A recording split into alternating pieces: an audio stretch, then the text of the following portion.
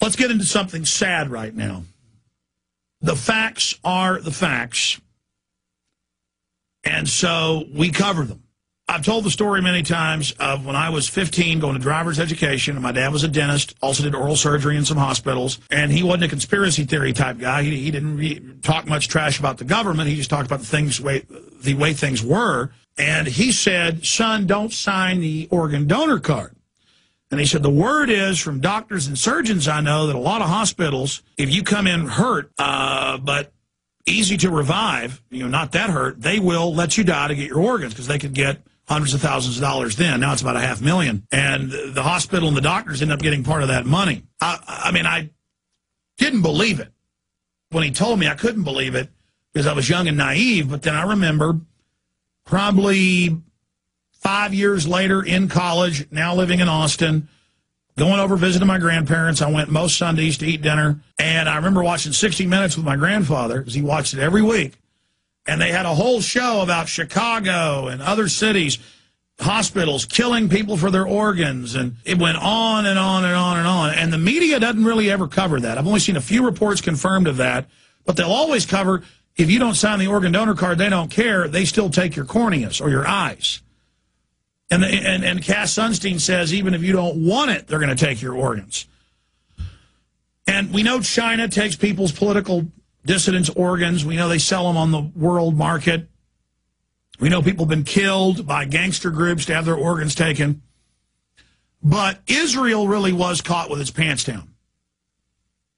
Israel, if you'll remember about 6 months ago, it came out in Dutch and German prestigious newspapers. And one came out in Sweden as well, saying, we've confirmed with doctors in Israel that they will go out and kill a Palestinian, and they'll drag them off, and the soldiers get the money, part of the money, and they gut them right there in a field hospital and fly the organs out, just like China. And then different Haiti activists said, watch out, about a week and a half ago, watch out, Israel's there. And the word is they're taking people's organs. And my issue here is Israel is not persona non grata. They are not off limits to criticize and go after.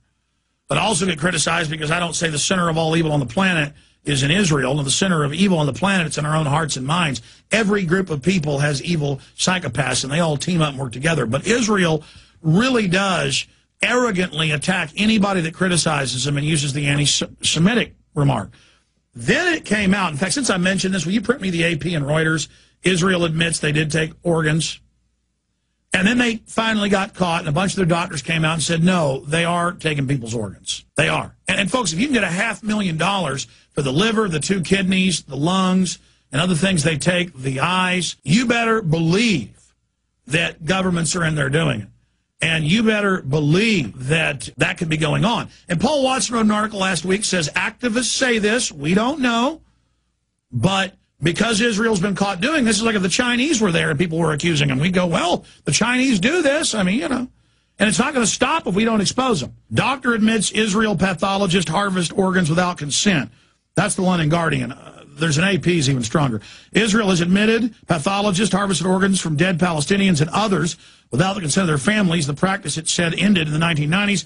It has emerged at this weekend. Well, we first exposed that the U.S. and Israel were doing this because of the doctors' reports in Iraq, the photos, and photos even released by the Pentagon clearly showed they'd done quick surgeries where they slice them open here, here, and here, open it up for fast entry, carve out the breastbone, pop it open, and just get the goodies fast and sanguinate the blood and sell that. I mean, they just suck humans dry like we're a cantaloupe.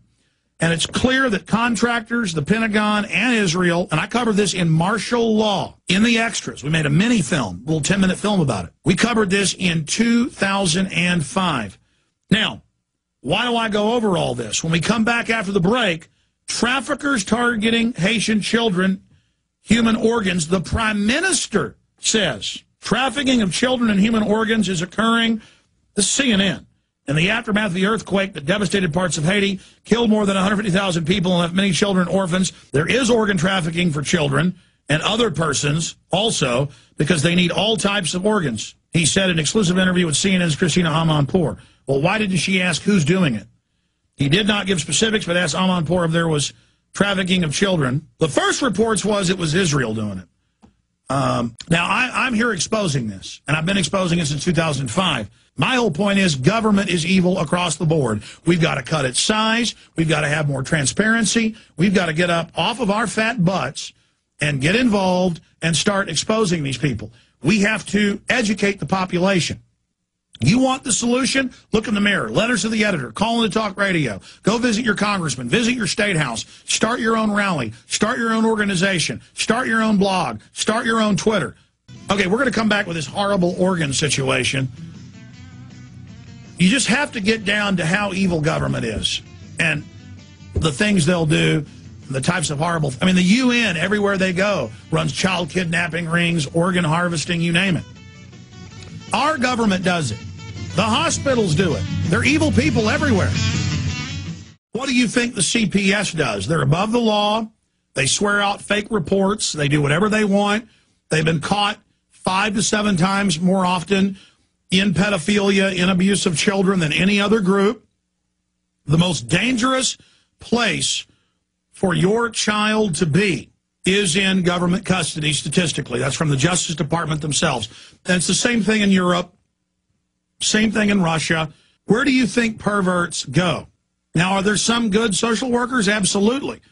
Are there some good truancy officers? Sure. But statistically, this is the group that has to be watched, just like government and aid groups in there, shipping those kids out of the country. And I would imagine if she pressed, they're probably grabbing the kids and taking their organs. But she didn't elaborate on that, and CNN should continue to cover this. But in my experience, CNN doesn't report on Chinese organ harvesting. They don't report on the Israelis' organ harvesting. They don't report on any of this illegal activity.